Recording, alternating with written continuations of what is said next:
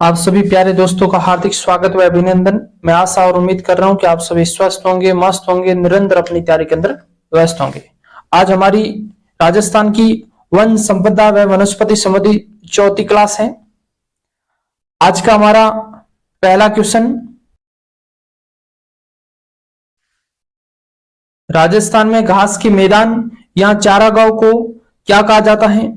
तो इसका right answer होगा एक नंबर, राजस्थान में घास के मैदान को बीहड़ कहा जाता है। इसका राइट आंसर होगा एक नंबर। बीकानेर, जोधपुर के ग्रामीण क्षेत्र, फलोदी, सीकर, झुंझुनू, नीम का थाना, चूरू आदि जिलों में स्थानीय घास के मैदान को या चारागाह को मुख्य रूप से बीहड़ कहा जाता है। क्या कहा जाता है? बीहड़ या ओरण कहा जाता है। क्या कहा जाता है? ओरण या बीहड़ के नाम से जाना जाता है। तो इसका राइट आंसर होगा एक नंबर। अगला क्वेश्चन, बीहड़ निम्न जिलों में पाए जाते हैं। तो बीहड़ राजस्थान के पश्चिमी राजस्थान के अंदर सीकर, जोधपुर और बीकानेर जिलों के अंदर मुख्य रूप से पाया जाता है। इसका राइट आंसर होगा एक नंबर, बीहड़ के दो या ओरण के दो। ओरण ये पश्चिमी राजस्थान के अंदर पाए जाते हैं। इसका राइट आंसर होगा तीन नंबर का। अगला क्वेश्चन, राजस्थान में बीहड़ स्थानीय नाम है। तो इसका राइट आंसर होगा चारागाह को स्थानीय नाम क्या है? बीहड़ है। इसे ओरण भी कहते हैं। क्या कहते हैं? ओरण के दो, चारागाह के दो या बीहड़ के दो। जो पश्चिमी राजस्थान में स्थानीय घास के मैदान होते हैं उसे बीहड़, चारागाह या ओरण कहा जाता है, जो पालतू पशु चरने के लिए काम आता है। अगला क्वेश्चन, आदिवासियों के हरे सोने के नाम से जाने जाने वाला वृक्ष है सालर वृक्ष, धोकड़ा, बांस या गुलर। तो इसका राइट आंसर होगा आदिवासियों का हरा सोना कहा जाता है बांस वृक्ष को, जिसे आदिवासियों का हरा सोना कहा जाता है। और ये बांस से मुख्य रूप से कागज बनाए जाते हैं। ये कागज बनाने के काम में आता है। ये चारपाई बनाने के काम में आता है। टोकरिया बनाने के काम में आता है। टोकरिया बनाने के रूप में ये काम में आता है। और ये बांस का वृक्ष मुख्य रूप से बांसवाड़ा जिले में, चित्तौड़गढ़ जिले में, उदयपुर में और सलूम्बर में, कोटा में और थोड़ा बहुत सिरोही क्षेत्र में मुख्य रूप से बांस वृक्ष देखने को मिलता है। तो बांस, जिसे आदिवासियों का हरा सोना कहा जाता है, जिसका उपयोग मुख्य रूप से कागज बनाने के रूप में, चारपाई बनाने के रूप में या टोकरिया बनाने के रूप में बांस का उपयोग किया जाता है। और बांस का पेड़ मुख्य रूप से बांसवाड़ा जिले में मुख्य रूप से पाया जाता है। इसके अलावा चित्तौड़गढ़, उदयपुर, सलूम्बर, कोटा और कुछ सिरोही क्षेत्रों में भी बांस पेड़ मिलता है। इसका राइट आंसर होगा बांस तीन नंबर का। सालर का वन देखा था जो गोंद का अच्छा स्रोत है, जो 450 मीटर से अधिक ऊंचाई वाले क्षेत्रों में, पहाड़ी क्षेत्रों में मुख्य रूप से सालर का वृक्ष पाया जाता है। और ये हमने देखा था कि अलवर में, जयपुर के पास सीकर, और इसके अलावा अजमेर में, पाली में, राजसमंद में, सिरोही में, उदयपुर में और चित्तौड़गढ़ के अंदर मुख्य रूप से यह सालर का वन पाया जाता है। अगला क्वेश्चन, बांस मुख्यतः कहां पाया जाता है? तो बांस मुख्यतः राजस्थान के उदयपुर में और बांसवाड़ा, यदि इसके जगह बांसवाड़ा होता तो एक नंबर बांसवाड़ा। इसके अलावा उदयपुर के अंदर भी पाया जाता है। इसके अलावा चित्तौड़गढ़ में, कोटा में और सिरोही क्षेत्र के अंदर भी ये बांस वृक्ष पाया जाता है। इसका राइट आंसर होगा एक नंबर। अगला क्वेश्चन, राजस्थान का निम्न में से कौन सा वृक्ष गोंद का अच्छा स्रोत नहीं है? गोंद क्या होता है? एक वृक्ष से निकलने वाला चिपचिपा रस होता है, उसे बोलते हैं गोंद। और यह मुख्य रूप से बबूल से भी निकलता है, नीम से भी निकलता है, पीपल से भी निकलता है। तो इसका राइट आंसर होगा बांस से मुख्य रूप से गोंद नहीं निकलता है। और एक जो गोंद होता है वो खाने का गोंद होता है। वो चोटन बाड़मेर का क्षेत्र जो गोंद के लिए विश्व प्रसिद्ध है, चोटन बाड़मेर। यह भी एग्जाम में पूछा हुआ है कि गोंद के लिए कौन सा क्षेत्र प्रसिद्ध है? तो चोटन बाड़मेर जो विश्व प्रसिद्ध माना जाता है गोंद के उत्पादन के लिए। राजस्थान में निम्न में से किस प्रकार की वनस्पति नहीं पाई जाती है? उष्णकटिबंधीय सदाहरित वन, उष्णकटिबंधीय कंटीले वन, उपोष्णकटिबंधीय सदाहरित वन, शुष्क व अर्ध शुष्क पर्णपाती वन। तो इसका राइट आंसर होगा राजस्थान में उष्ण कटिबंधीय सदाहरित वन राजस्थान में नहीं पाए जाते हैं। राजस्थान में उपोष्ण कटिबंधीय सदाहरित वन जो माउंट आबू सिरोही के अंदर पाए जाते हैं। राजस्थान के कुल वन क्षेत्रफल का 0.39% पाए जाते हैं, जो न्यूनतम वन क्षेत्र रखते हैं। इसके अलावा राजस्थान में कंटीली झाड़ियां पाई जाती है, जो पश्चिमी राजस्थान के अंदर पाई जाती है मुख्य रूप से, और ये राजस्थान के कुल वन क्षेत्रफल का लगभग 6.26% ये हिस्सा रखता है। इसके अलावा राजस्थान के अंदर शुष्क व अर्ध शुष्क पर्णपाती वनस्पति पाई जाती है। तो इसका राइट आंसर होगा 1 नंबर का। अगला क्वेश्चन, अमृता देवी मृगवन स्थित है, तो इसका राइट आंसर होगा खेजड़ली जोधपुर के अंदर अमृता देवी मृगवन स्मृति बना हुआ है। इसका राइट आंसर होगा 3 नंबर का। सन 1730 में राजस्थान के जोधपुर जिले में खेजड़ली आंदोलन किसके लिए जाना जाता है? जल संरक्षण के लिए, वन संरक्षण के लिए, नदी संरक्षण के लिए या मृदा संरक्षण के लिए? तो इसका राइट आंसर होगा 2 नंबर का। सन 1730 ईस्वी में जोधपुर के राजा थे अभय सिंह। अभय सिंह ने खेजड़ली गांव में खेजड़ी वृक्ष को काटने के लिए अपने सेनापतियों को आदेश दिया। उस समय बिश्नोई संप्रदाय जो वनों की रक्षा के लिए जाना जाता है, वहां की महिला अमृता देवी बिश्नोई और उनके साथ बिश्नोई संप्रदाय के पुरुष और महिलाओं ने खेजड़ी वृक्ष को बचाने के लिए उन सेनापतियों के सामने, कहा जाता है कि पेड़ के चिपक गए थे, और कहा जाता है उन सेनापतियों ने पेड़ सहित उनका गला काट दिया था, और इसी तरह बिश्नोई संप्रदाय के कुल 365 वनों की रक्षा के लिए अपना बलिदान दे दिया था। और उनकी स्मृति में प्रतिवर्ष विश्व का एकमात्र वृक्ष मेला लगता है भाद्र शुक्ल दशमी के दिन, और प्रतिवर्ष 12 सितंबर को खेजड़ली दिवस मनाया जाता है। तो मेला कब लगता है? भाद्र शुक्ल दशमी को खेजड़ली गांव में प्रतिवर्ष विश्व का एकमात्र वृक्ष मेला लगता है भाद्र शुक्ल दशमी के दिन, और खेजड़ली दिवस मनाया जाता है 12 सितंबर को। तो इसका राइट आंसर होगा 2 नंबर। वन संरक्षण के लिए अमृता देवी बिश्नोई सहित कुल महिला व पुरुषों ने 365 व्यक्तियों ने शहीद हो गए थे।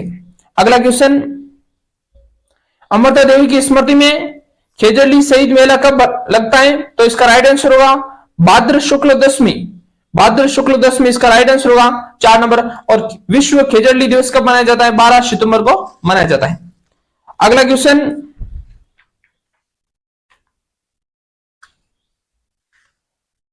वृक्षों के संरक्षण से संबंधित मेला कौन सा है? तो इसका राइट आंसर होगा खेजड़ली का मेला, जो कि भाद्र शुक्ल दशमी के दिन लगता है। इसका राइट आंसर होगा 4 नंबर, खेजड़ली गांव जोधपुर में। कहां पर है? जोधपुर में। अगला क्वेश्चन,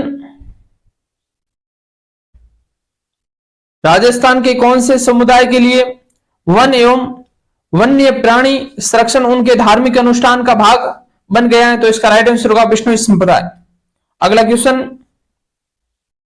राजस्थान में प्रतिवर्ष 12 सितंबर को किस स्थान पर वृक्ष महोत्सव मनाया जाता है? तो इसका राइट आंसर होगा खेजड़ली ग्राम जोधपुर के अंदर। अगला क्वेश्चन, अमृता देवी, उनकी 3 पुत्रियां व अन्य सैकड़ों लोगों ने पेड़ों को बचाने के लिए अपना जीवन खो दिया। वर्ष 1730 ईस्वी में किस रियासत के राजा ने पेड़ों को काटने का आदेश दिया था? तो जोधपुर के राजा अभय सिंह ने यह आदेश दिया था। इसका राइट आंसर होगा 2 नंबर। संगठन जिसे वन विकास एवं वन्य जीव सुरक्षाओं की श्रेणी में वर्ष 2015 का अमृता देवी बिश्नोई पुरस्कार प्रदान किया गया था। तो इसका राइट आंसर होगा जलधारा विकास संस्थान भीलवाड़ा को दिया गया था। लेकिन आपको याद यह रखना है कि अमृता देवी बिश्नोई वानिकी पुरस्कार, जिसके तहत 50,000 रुपए पुरस्कार के रूप में दिए जाते हैं और एक प्रशस्ति पत्र दिया जाता है। और आपको यह याद रखना है कि अमृता देवी बिश्नोई वानिकी पुरस्कार सर्वप्रथम किस व्यक्ति को दिया गया था? तो पाली का रहने वाला गंगाराम बिश्नोई को दिया गया था। गंगाराम बिश्नोई को सर्वप्रथम अमृता देवी बिश्नोई पुरस्कार से सम्मानित किया था, गंगाराम बिश्नोई। तो ये याद रखना, आने वाले एग्जाम में प्रश्न पूछा जा सकता है। अरावली वन रोपण परियोजना आरंभ की गई थी। अरावली वन रोपण परियोजना जो 1 अप्रैल 1992 में इसकी शुरुआत की गई थी। तो इसका राइट आंसर होगा 1992-93 में अरावली वृक्षारोपण परियोजना का प्रारंभ किया गया था? कब किया गया? 1 अप्रैल 1992 की इसकी शुरुआत की गई थी।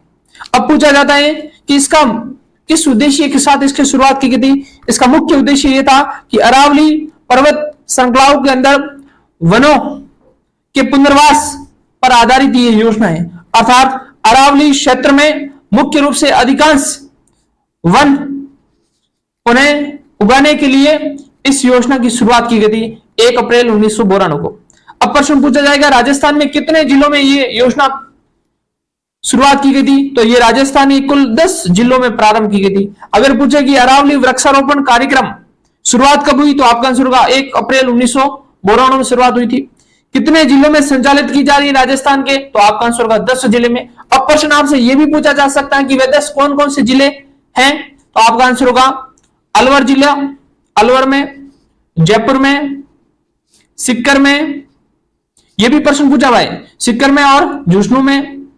4 तो ये हुए अलवर, जयपुर, सीकर, झुंझुनू।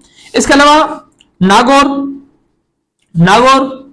पाली और सिरोही जिला, नागौर, पाली व सिरोही 3 ये जिले हुए। इसके अलावा उदयपुर, चित्तौड़गढ़ और बांसवाड़ा। तो इन 10 जिलों में 10 जिले कौन कौन से? अलवर, जयपुर, झुंझुनू, सीकर 4 ये। इसके अलावा नागौर, पाली और सिरोही 3 ये। 4 और 3 7 और 3 10। उदयपुर, चित्तौड़गढ़ और बांसवाड़ा, इस 10 जिलों में 1 अप्रैल 1992 को अरावली वृक्षारोपण परियोजना की शुरुआत की गई थी। अब ये किसके देश के सहयोग से संचालित की जाती है, यानी कि इसका सहयोगी देश पूछे तो आपका आंसर होगा जापान के सहयोग से। जापान की एक कंपनी का नाम है OECF। इस कंपनी के सहयोग से अरावली वृक्षारोपण कार्यक्रम की शुरुआत की गई थी। जापान देश के सहयोग से एक कंपनी का नाम है OECF। इस कंपनी के सहयोग से इसकी शुरुआत की गई थी। तो आने वाले एग्जाम के अंदर यदि प्रश्न पूछे तो आपका आंसर गलत नहीं होना चाहिए। अगला क्वेश्चन, अरावली वनीकरण परियोजना के अंतर्गत निम्न में से कौन सा जिला नहीं आता है? यह प्रश्न पूछ लिया कि अरावली वनीकरण परियोजना के अंतर्गत कौन सा जिला नहीं आता है। इसका मतलब ये 10 जिलों में संचालित की जा रही है। अभी मैंने 10 जिलों के नाम लिखा था, उसमें सीकर जिला था, पाली था, नागौर था, लेकिन अजमेर कहीं पर भी नहीं था। तो इसका राइट आंसर होगा अजमेर जिला। आने वाले एग्जाम के अंदर बाकी अन्य ऑप्शन देकर भी आपसे प्रश्न पूछा जा सकता है, इसका मतलब आपको याद रखना है। अगला क्वेश्चन, कौन सी वनस्पति प्रतिरोधक क्षमता बढ़ाने में उपयोगी है? तो इसका राइट आंसर होगा अश्वगंधा। अश्वगंधा पौधे से मुख्य रूप से प्रतिरोधक क्षमता बढ़ाने के रूप में उपयोग ली जाती है। यह मुख्य रूप से आयुर्वेदिक उपचार के लिए काम में लिया जाता है अश्वगंधा का पौधा, और इससे मुख्य रूप से एंटी ट्यूमर व एंटीबायोटिक गुण पाए जाते हैं जो कि प्रतिरोधक क्षमता बढ़ाने के काम में आते हैं। इसका राइट आंसर होगा 4 नंबर। अगला क्वेश्चन, राजस्थान वानिकी एवं जैव विविधता परियोजना किसके द्वारा प्रायोजित है?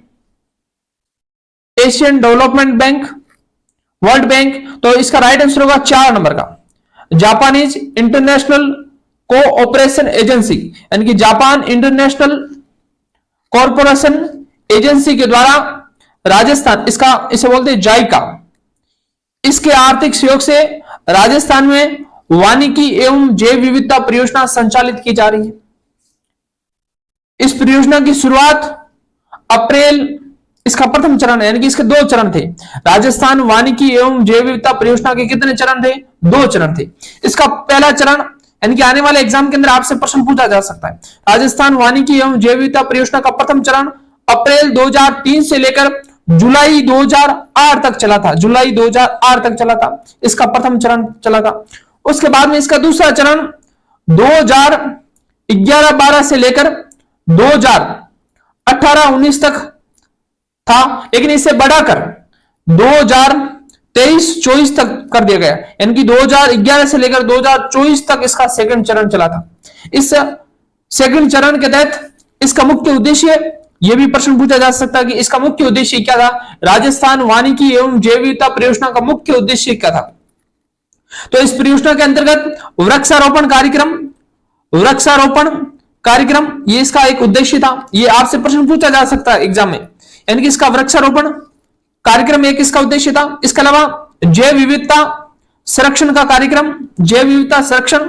इसके अलावा भूजल, भूजल का संरक्षण कार्यक्रम, यह भी इसके अंतर्गत था। इसके अलावा गरीबी उन्मूलन, गरीबी उन्मूलन, यह भी इसका कार्य था। और इसके अलावा आजीविका, आजीविका संवर्धन, आजीविका संवर्धन यानी कि गरीबी उन्मूलन एवं आजीविका संवर्धन भी इसका कार्य था। किसका? राजस्थान वानिकी एवं जैव विविधता परियोजना, जो जापान की आर्थिक सहायता से, जापान की एक कंपनी का नाम है जाइका, जिसके सहयोग से, जिसका पूरा नाम है जापान इंटरनेशनल कॉर्पोरेशन एजेंसी, जिसका नाम है जाइका, इसके सहयोग से राजस्थान में राजस्थान वानिकी एवं जैव विविधता परियोजना संचालित की जा रही है। इसके मुख्य रूप से 4 उद्देश्य सेकंड चरण के तहत, एक वृक्षारोपण, एक जैव विविधता का संरक्षण, एक भूजल संरक्षण और इसके अतिरिक्त गरीबी उन्मूलन एवं आजीविका संवर्धन का कार्य भी इसके अंतर्गत आता है। यह आपसे उद्देश्य पूछे जा सकते हैं। और सेकंड चरण के तहत मरुस्थल के 10 जिले लिए गए थे, जिसमें सीकर, झुंझुनू, जालौर, बाड़मेर, जोधपुर, पाली, नागौर, जैसलमेर और बीकानेर। और इसके अलावा 5 गैर मरुस्थलीय जिले लिए थे, बांसवाड़ा, डूंगरपुर, भीलवाड़ा, सिरोही और जयपुर। ये 5 गैर मरुस्थलीय जिले थे। इसके अलावा हमने एक इसका उद्देश्य देखा था जैव विविधता संरक्षण। तो इस जैव विविधता संरक्षण के अंतर्गत राजस्थान में 7 अभियान शामिल थे। राजस्थान वानिकी एवं जैव विविधता परियोजना के अंतर्गत आपसे प्रश्न पूछे जा सकते हैं कि वे 7 अभियान कौन कौन से थे। तो इन 7 अभियानों के नाम लिख लेना। कोमलगढ़ अभ्यारण्य, कोमलगढ़ वन्य जीव अभ्यारण्य, जो कि राजसमंद में एक, ये इस राजस्थान वानिकी एवं जैव विविधता परियोजना के अंतर्गत था। कोमलगढ़ वन्य जीव अभ्यारण्य जो कि राजसमंद में। इसके अलावा फुलवारी की नाल वन्य जीव अभ्यारण्य जो कि उदयपुर में, यह भी इसके अंतर्गत था। इसके अलावा जयसमंद वन्य जीव अभ्यारण्य जो कि उदयपुर में, यह भी इसके अंतर्गत था। इसके अलावा सीता माता अभ्यारण्य जो कि प्रतापगढ़ में उड़न गिलहरी के लिए प्रसिद्ध है, यह भी इसके अंतर्गत था। इसके अलावा बस्सी चित्तौड़गढ़, बस्सी वन्य जीव अभ्यारण्य चित्तौड़गढ़, यह भी इसके अंतर्गत था। इसके अलावा केला देवी वन्य जीव अभ्यारण्य, केला देवी वन्य जीव अभ्यारण्य जो कि करौली में, यह भी इसके अंतर्गत था। इसके अलावा अरावली टोटगढ़ वन्य जीव अभ्यारण्य जो राजस्थान के अजमेर, पाली और राजसमंद इन 3 जिलों में फैला हुआ है, यह भी इसके अंतर्गत था, जो कि भेड़ियों के लिए प्रसिद्ध माना जाता है। तो ये 7 अभ्यारण्य राजस्थान वानिकी एवं जैव विविधता परियोजना के अंतर्गत संरक्षण का कार्यक्रम कर रहे थे। इन 7 के नाम पूछे जा सकते हैं कि राजस्थान वानिकी एवं जैव विविधता परियोजना के अंतर्गत कौन सा अभ्यारण्य इसके अंतर्गत आता है या नहीं आता है। तो 7 अभ्यारण्य के नाम याद रखना। एक बार वापस रिपीट करता हूं। कोमलगढ़ वन्य जीव अभ्यारण्य जो कि राजसमंद में, फुलवारी की नाल अभ्यारण्य जो कि उदयपुर में, जयसमंद वन्य जीव अभ्यारण्य जो कि उदयपुर में, इसके अलावा सीता माता वन्य जीव अभ्यारण्य जो कि प्रतापगढ़ में, और बस्सी वन्य जीव अभ्यारण्य जो कि चित्तौड़गढ़ में, और केला देवी वन्य जीव अभ्यारण्य जो कि करौली में, और अरावली टोटगढ़ वन्य जीव अभ्यारण्य जो कि अजमेर, पाली और राजसमंद 3 जिलों में फैला हुआ, जो कि भेड़ियों के लिए प्रसिद्ध है। तो ये 7 वन्य जीव अभ्यारण्य जो कि राजस्थान वानिकी एवं जैव विविधता परियोजना के अंतर्गत सेकंड चरण के तहत ये शामिल किए गए थे। तो ये इतनी बातें याद रखना। आने वाले एग्जाम के अंदर राजस्थान वानिकी एवं जैव विविधता परियोजना से संबंधित यदि आपसे प्रश्न पूछा जाएगा, इससे बाहर क्वेश्चन नहीं जाएगा। अगला क्वेश्चन, निम्नलिखित में से कौन सा राजस्थान वानिकी एवं जैव विविधता परियोजना का उद्देश्य नहीं है? क्या प्रश्न पूछा? राजस्थान वानिकी एवं जैव विविधता परियोजना का मुख्य उद्देश्य नहीं है। इसमें मैंने 4 उद्देश्य लिखा थे। वृक्षारोपण इसका उद्देश्य है, जैव विविधता का संरक्षण इसका उद्देश्य है, जल यानी कि भूजल संरक्षण यानी कि जल संरक्षण इसका उद्देश्य है, और इसके अलावा गरीबी उन्मूलन एवं आजीविका संवर्धन भी इसका उद्देश्य है, लेकिन बाढ़ नियंत्रण इसका उद्देश्य नहीं है। तो इसका राइट आंसर होगा 3 नंबर का। अब समझ में आ गया होगा कि प्रश्न आपसे यह भी पूछा जा सकता है इसके अंतर्गत कितने वन्य जीव अभ्यारण्य आते हैं। तो 7 वन्य जीव अभ्यारण्य, और कौन कौन से इनके नाम भी आप याद रखना, आने वाले एग्जाम में प्रश्न पूछा जाएगा। और इसका सेकंड चरण 2011-12 से लेकर 2018-19 8 वर्ष तक था, लेकिन इससे बढ़ाकर 2023-24 तक का कर दिया गया, यह भी याद रखना। अगला क्वेश्चन, इनमें से कौन सी परियोजना जापान इंटरनेशनल कॉर्पोरेशन एजेंसी के सहयोग से संचालित की जा रही है? यानी कि जापान की कंपनी का नाम है जापान इंटरनेशनल कॉर्पोरेशन एजेंसी, जिसे बोलते हैं जाइका। यानी कि आपका जाइका प्रश्न पूछा जा सकता है, हिंदी में ऐसा लिखा होगा जाइका, और अंग्रेजी में JICA ऐसा लिखा होगा। प्रश्न सीधा पूछा जा सकता है कि जाइका के सहयोग से राजस्थान में कौन सी परियोजना संचालित की जा रही है, या इसका पूरा नाम देगा जापान इंटरनेशनल कॉर्पोरेशन एजेंसी के सहयोग से राजस्थान में कौन सी संचालित की जा रही परियोजना, या प्रश्न पूछा जाएगा JICA, यानी कि इंग्लिश में नाम आएगा, और इसके सहयोग से राजस्थान में कौन सी संचालित की जा रही है। तो आपका आंसर होगा राजस्थान वानिकी एवं जैव विविधता परियोजना, जिसका प्रथम चरण 2003 से 2008, इसका सेकंड चरण 2011-12 से लेकर 2018-19, लेकिन उसे बढ़ाकर 2023-24 तक कर दिया गया था। और इसका मुख्य उद्देश्य वृक्षारोपण, जैव विविधता का संरक्षण, भूजल यानी कि भूजल संरक्षण, और इसके अलावा गरीबी उन्मूलन एवं आजीविका संवर्धन इसका मुख्य उद्देश्य है। और इसके अंतर्गत 7 वन्य जीव अभ्यारण्य भी शामिल हैं। जाइका राजस्थान में किस क्षेत्र में कार्य करती है, तो इसका मरु खाद्य नहीं, जल क्षेत्र आजीविका सुधार इसका एक उद्देश्य था। इसके अंतर्गत मैंने 4 उद्देश्य लिखा था, उसके अंतर्गत था जल क्षेत्र आजीविका सुधार, इसका राइट आंसर होगा 2 नंबर। अगला क्वेश्चन, इंदिरा गांधी नहर परियोजना वानिकी प्रोजेक्ट का संयुक्त साहस निम्नलिखित में से कौन से 2 राष्ट्रों के बीच में समझौता हुआ है, तो वानिकी प्रोजेक्ट भारत और जापान के सहयोग से चलाया जा रहा है, इसका राइट आंसर होगा 3 नंबर का। अगला क्वेश्चन, और विद्यार्थियों जो भी मैं आपको क्वेश्चन करवा रहा हूं, इसके आसपास की जो भी जानकारी दे रहा हूं, ये अपने नोटबुक के अंदर ऐड कर लेना, और यही पढ़ के एग्जाम में आप चले जाना। और मैं पूरे विश्वास के साथ कहता हूं कि आपका सिलेक्शन तो होगा ही, लेकिन आपकी टॉप रैंक के साथ सिलेक्शन होगा, ये मैं गारंटी के साथ कहता हूं। अगला क्वेश्चन, हरित राजस्थान योजना आरंभ की गई 2007 में, 2009-10 में, तो इसका राइट आंसर होगा 2 नंबर का।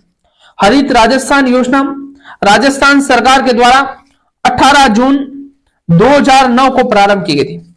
इसका मुख्य उद्देश्य राजस्थान के शहरी और ग्रामीण क्षेत्रों में बड़े स्तर पर वृक्षारोपण करना, यानी कि इसका हरित राजस्थान योजना का मुख्य उद्देश्य प्रश्न पूछे तो आपका आंसर होगा वृक्षारोपण, इसका मुख्य उद्देश्य था। और ये 18 जून 2009 को प्रारंभ की गई थी, तो इसका राइट आंसर होगा 2 नंबर का। और वर्ष 2022-23 के बजट में 42 करोड़ की लागत से 5 करोड़ पौधे तैयार करना इस हरित राजस्थान योजना के अंतर्गत एक लक्ष्य रखा गया था। बजट 2022-23 के अंतर्गत 42 करोड़ की लागत से 5 करोड़ पौधे तैयार करना और राजस्थान के बड़े स्तर पर शहरी क्षेत्र में और ग्रामीण क्षेत्रों में वृक्षारोपण कार्यक्रम करना, ये इसका मुख्य उद्देश्य रखा गया था 2022-23। राज्य में हरित राजस्थान योजना क्रियान्वित की जा रही है, इसका उद्देश्य है, तो इसका उद्देश्य वृक्षारोपण, यानी कि राजस्थान के अधिकांश शहरी व ग्रामीण क्षेत्रों में वृक्ष अधिक से अधिक लगाना, तो इसका राइट आंसर होगा वन क्षेत्र को बढ़ावा देना, इसका राइट आंसर होगा 2। राजस्थान में राजीव गांधी पर्यावरण संरक्षण पुरस्कार प्रदान किए जाते हैं। राजीव गांधी के जन्मदिन 20 अगस्त को गलत है, इसका राइट आंसर होगा 2 नंबर। विश्व पर्यावरण दिवस 5 जून को मनाया जाता है। इसी दिन राजस्थान में राजीव गांधी पर्यावरण संरक्षण पुरस्कार प्रदान किए जाते हैं। ये मुख्य रूप से 2 श्रेणियों में दिए जाते हैं, एक व्यक्तिगत श्रेणी और एक संस्थागत श्रेणी। संस्थागत श्रेणी के अंतर्गत 5 लाख रुपए एक रजत कमल ट्रॉफी दी जाती है और एक प्रमाण पत्र दिया जाता है। और व्यक्तिगत श्रेणी के अंतर्गत मुख्य रूप से 2 लाख रुपए दिए जाते हैं और एक रजत कमल ट्रॉफी दी जाती है और एक प्रमाण पत्र दिया जाता है। तो संस्थागत 5 लाख और व्यक्तिगत 2 लाख रुपए दिए जाते हैं। 5 जून विश्व पर्यावरण दिवस के अवसर पर राजस्थान में राजीव गांधी पर्यावरण संरक्षण पुरस्कार प्रदान किए जाते हैं। इतनी बातें याद रखना। अगला क्वेश्चन, विश्व पर्यावरण दिवस कब मनाया जाता है? तो विश्व पर्यावरण दिवस 5 जून को मनाया जाता है। इसके अलावा 22 मार्च को विश्व जल दिवस मनाया जाता है, तो विश्व जल दिवस 22 मार्च को मनाया जाता है। 22 अप्रैल को विश्व पृथ्वी दिवस मनाया जाता है। विश्व पृथ्वी दिवस कब मनाया जाता है? 22 अप्रैल को। और 22 मई को विश्व जैव विविधता दिवस मनाया जाता है, तो विश्व जैव विविधता दिवस 22 मई को। और एक 23 मार्च को विश्व मौसम विज्ञान दिवस मनाया जाता है 23 मार्च को। और 16 सितंबर को विश्व ओजोन दिवस मनाया जाता है। तो विश्व पर्यावरण दिवस 5 जून को, विश्व पृथ्वी दिवस 22 अप्रैल को, और विश्व जल दिवस 22 मार्च को, और विश्व जैव विविधता दिवस 22 मई को, और विश्व मौसम विज्ञान दिवस 23 मार्च को, और विश्व ओजोन दिवस 16 सितंबर को। याद रखना, आने वाले एग्जाम में प्रश्न पूछा जा सकता है। आज के लिए इतना ही। यदि क्लास अच्छी लगी हो तो अपने अन्य दोस्तों के साथ शेयर जरूर करना, और एक अच्छा सा कमेंट जरूर करना। आपके कमेंट का इंतजार रहेगा। आप सबका धन्यवाद।